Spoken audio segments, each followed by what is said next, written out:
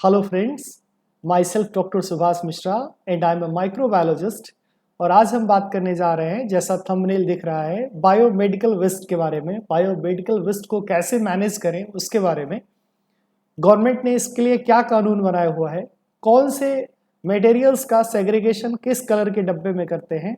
तो आइए वीडियो में मेरे साथ बने रहें और काफ़ी डिटेल इन्फॉर्मेशन हम आपसे शेयर करेंगे इसके बारे में। जब बायोमेडिकल वेस्ट का डेफिनेशन के बारे में बात करेंगे तो कहता है biomedical waste is defined as any waste which is generated during the diagnosis, treatment और इम्यूनाइजेशन ऑफ ह्यूमन बींग्स और एनिमल्स और in research activity pertaining thereto or in the production or testing of biologicals। बड़े सामान्य शब्दों में समझें तो अस्पताल के अंदर में जांच के समय, सर्जरी के समय, ट्रीटमेंट के समय या फिर रिसर्च के समय ये सारे जो वेस्ट मटेरियल जनरेट होते हैं उसे ही हम कहते हैं बायोमेडिकल वेस्ट। जब हम डिस्कस करते हैं बायोमेडिकल का सोर्स कौन सा है, क्या क्या सोर्सेस है, तो मेजर सोर्स है हॉस्पिटल है, लैब्स है, रिसर्च सेंटर है, animal research, blood bank, nursing home, mortuaries, autopsy centre, minor में clinic, dental clinic, home care, cosmetic clinic, paramedics, funeral services and institutions. Biomedical waste की category के बारे में बात करें तो 80% जो इसका है वो दैट इज नॉन इन्फेक्टियस है। हम आगे बहुत डिटेल में आपसे बात करेंगे, तब हम आपको बताएंगे कि क्यों ज़रूरी था आज बायोमेडिकल वेस्ट पे बात करना। इसके अलावा 80% के अलावा बात करें रिमेन 20% में 15% जो पैथोलॉजिकल या इन्फेक्टियस वेस्ट है, जो हम लैब में मटेरियल्स यूज़ करते हैं या फिर जो सर्जरी के अंदर या फिर जो भी इन्फेक्टियस वेस्ट है वो 15% है। 1% शार्प वेस्ट होता है और फिर 1% के आसपास radio active and cytotoxic heavy metals है, 3% के आसपास केमिकल्स है। जब डिस्कस करेंगे हम इस स्लाइड पे आगे बात करेंगे कि बायोमेडिकल वेस्ट के जो है उसके कितनी कैटेगरी है। और गवर्नमेंट ने, जैसा आप देख पा रहे हैं, अगर हम हॉस्पिटल वेस्ट की बात करें तो दो कैटेगरी यहाँ पे मैंने डिस्कस किया हुआ है। एक बायोमेडिकल वेस्ट BMWM रूल्स 2016 और एक जनरल वेस्ट जिसमें सॉलिड वेस्ट मैनेजमेंट रूल्स 2016 के बारे में मैंने बात किया है। आगे जो देख रहे हैं येलो है, रेड है, व्हाइट है, ब्लू है, तो आगे हम डिस्कस करेंगे जिसमें ये और क्लियर हो जाएगा। बायोमेडिकल वेस्ट के अलग अलग कैटेगरी है और जब हम कैटेगरी के बारे में बात करते हैं तो नंबर 1 है ह्यूमन एनाटॉमिकल वेस्ट, जिसमें blood and blood products, placenta, removed tumours and other surgical removed body parts के बारे में बात करते हैं। नंबर 2 है एनिमल वेस्ट, जिसमें अगर कोई रिसर्च सेंटर में हम किसी एनिमल पे रिसर्च करते हैं और अगर उसका कोई पार्ट्स है तो। नंबर 3 है microbiology and biotechnical waste, microbiology lab में जो कल्चर प्लेट यूज कर रहे हैं। इसके अलावा वैक्सीन वेस्ट है, reagents used in microbiological laboratory studies. Number 4 sharp waste है, जिसमें निडल है, सिरिंज है, स्कापल्स है, इसके अलावा ग्लास बीड्स, ब्रोकन एम्पुल्स है। नंबर 5 में एक्सपायर्ड मेडिसिन या डिस्कार्डेड मेडिसिन, साइटोटॉक्सिक ड्रग्स। इसके अलावा नंबर 6 कैटेगरी में है सॉइल वेस्ट है। नंबर 7 में solid waste. Number 8 liquid waste. Number 9 incineration ash and number 10 category है that is chemical used in laboratory. तो ये जो 10 कैटेगरी है, इस 10 कैटेगरी को आपको याद रखना है कि बायोमेडिकल वेस्ट के ये 10 कैटेगरी है जो अलग अलग हॉस्पिटल्स में, रिसर्च सेंटर में जनरेट होता है। क्या जरूरी है इस बायोमेडिकल वेस्ट मैनेजमेंट पे बात करने की। ये सीन देखिए, इस इमेज को आप जब देख पा रहे होंगे तो बायोमेडिकल वेस्ट जो है ओपन एरिया में अगर इसको हम छोड़ रहे हैं, उसमें जो अलग अलग लोग हैं जिनको लगता है कि इसमें कुछ ऐसा मटेरियल है जो मेरे यूज का है, वो भी चुनना शुरू कर देते हैं। देख रहे हैं यहाँ पे। इसके अलावा ये सारे जो मटेरियल्स हैं, ये मटेरियल्स ओपन एरिया में अगर हम रखते हैं और रेन के वजह से, बारिश के वजह से ये पानी के माध्यम से फील्ड में जाता है और वहाँ पे जो क्रॉप्स है वो क्रॉप्स भी क्या होता है, उससे प्रभावित होता है। टॉक्सिक मटेरियल्स ओपन एरिया में हम छोड़ रहे हैं जिसके वजह से और भी सोसाइटी के अंदर इन्फेक्शन होता है। जो हमारे एग्रीकल्चर लैंड है वो भी, उसमें भी इन्फेक्शन होता है। उसमें जो क्रॉप्स होते हैं वो क्रॉप्स भी उससे प्रभावित होता है। इसके अलावा जो निडल है जो ओपन एरिया में अगर उसको रखते हैं, छोड़ देते हैं ऐसे विदाउट सेग्रीगेशन किए हुए, तो उसमें हेपेटाइटिस और एड्स, ट्यूबरक्लोसिस, इस सब का भी खतरा है। तो ओपन एरिया, आप ये इमेज देख करके एक आइडिया लगा सकते हैं कि कितना जरूरी है बायोमेडिकल वेस्ट का मैनेजमेंट करना। अगर हम पैथोलॉजिकल वेस्ट के बारे में बात करें तो एक्सक्रीटा है, ह्यूमन टिश्यू है, बॉडी पार्ट्स हैं, body like blood, body fluids, या फिर हम जेनोटॉक्सिक वेस्ट की बात करें तो लाइक साइटोटॉक्सिक ड्रग्स है जो कैंसर थेरेपी के लिए यूज किया जाता है, केमिकल है बहुत सारे जो लैब में अलग अलग एक्सपेरिमेंट के लिए यूज किया जाता है, या फिर एक्सपायर्ड सॉल्वेंट्स वगैरह हैं। इसके अलावा waste with high content of heavy metals वाले वेस्ट है, बैटरीज है, ब्रोकन थर्मामीटर्स है, ब्लड प्रेशर गज है, या फिर हम sharp waste, needle infusion sets, scalpels, knives, plates, broken glass, या फार्मास्यूटिकल कंपनी का एक्सपायर्ड मेडिसिन की बात करें, फार्मास्यूटिकल वेस्ट, या फार्मास्यूटिकल वेस्ट एक्सपायर्ड फार्मास्यूटिकल्स की बात करें, या फिर कंटामिनेटेड फार्मास्यूटिकल्स की बात करें, या फिर बैंड जो मेडिसिन प्रोडक्ट है उसके बारे में बात करें। इसके अलावा प्रेशराइज कंटेनर्स हैं, gas cylinder, gas cartridge, aerosol cans है, रेडियो एक्टिव सब्सटेंसेस है। तो ये सारे जो इन्फेक्टियस वेस्ट है, lab culture, waste from isolation ward, tissue, ये आप देख रहे हो कैसे हैं। अगर इस सबको ओपन एरिया में छोड़ते हैं तो कितना परेशानी आएगा।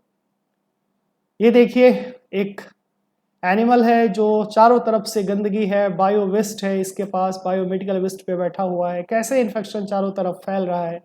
प्रॉब्लम्स, यह जरूरी है, भारत की जो स्थिति है इस तरीके की देखने को जो मिल रहा है इमेज, इस पे बायोमेडिकल वेस्ट का चर्चा करना बहुत जरूरी है। जब बात करते हैं बायोमेडिकल वेस्ट के बारे में तो गवर्नमेंट 2016 और फिर कोविड के समय में 2018-19 में pictorial guide on biomedical waste management का रूल पब्लिश किया, रूल बनाया, जिस रूल के अंतर्गत जितने भी हॉस्पिटल्स हैं, जितने भी लैब हैं, या फिर जहां भी ये बायोमेडिकल वेस्ट जनरेट होता है उस सबों को इस रूल को फॉलो करना होता है।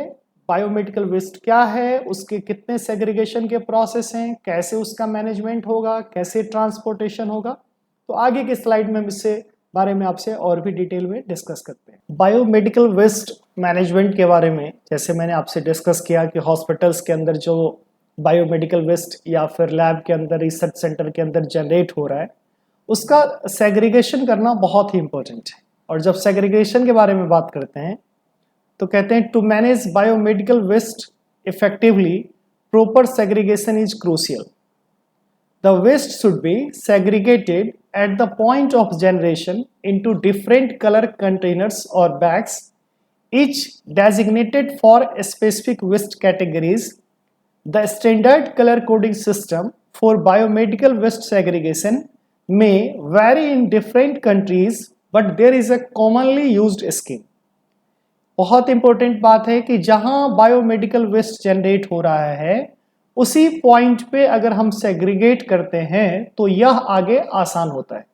तो अलग अलग कलर कोडेड बीन्स है, डिफरेंट कलर्स के डब्बे हैं, उस पे डेजिग्नेटेड होना चाहिए कि उसमें कौन से मटेरियल को मुझे डिस्कार्ड करना है। जैसा कि आप इमेज में देख पा रहे हैं, येलो, रेड, ब्लू, व्हाइट और ब्लैक कलर के बॉक्स हैं और इसमें अलग अलग बायोमेडिकल वेस्ट को सेग्रीगेट करते हैं। जब हम बात करते हैं येलो कलर का, इसमें anatomical waste, chemical waste, soiled waste, chemotherapy waste, discarded line and medicine and laboratory waste, इसको येलो कलर में सेग्रीगेट करते हैं। जब कंटामिनेटेड प्लास्टिक वेस्ट के बारे में बात करते हैं तो इसे हम रेड में सेग्रीगेट करते हैं, जैसे disposable items such as tubing, plastic bottles, intravenous tubes and catheters, cannulas, syringe without needles. जब ब्लू की बात करते हैं तो जितने भी ग्लास वेस्ट और मेटेलिक इम्प्लांट्स हैं ये किसमें, ब्लू में जाता है। इसके अलावा जैसे glassware such as broken and discarded vials, bottles, slides, glass, petri dish, etc।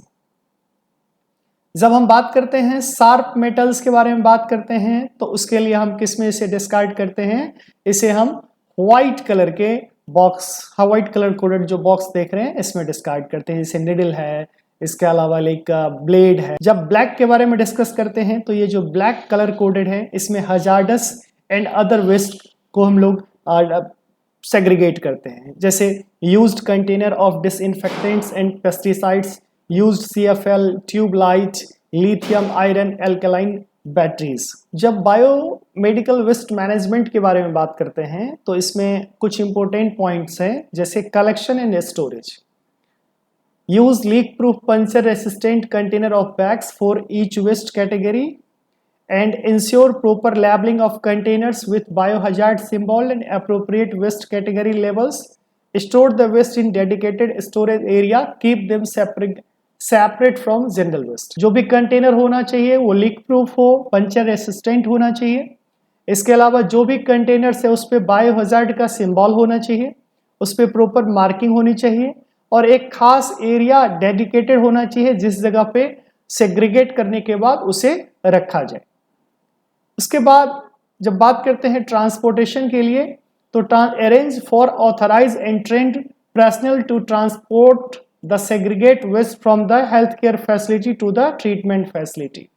अब यह बहुत जरूरी है कि जितने भी हॉस्पिटल्स या लैब्स हैं उनका टाई अप होता है ट्रीटमेंट सेंटर से। ट्रीटमेंट सेंटर यानी कि जहाँ पे बायोमेडिकल वेस्ट का ट्रीटमेंट होता है और फिर उसके बाद वो आता है, उनकी गाड़ी आती है, स्टाफ्स होते हैं और फिर वो वहाँ से जो हॉस्पिटल का डेडिकेटेड एरिया है वहाँ से वो ले करके और उसको ट्रांसपोर्ट करते हैं।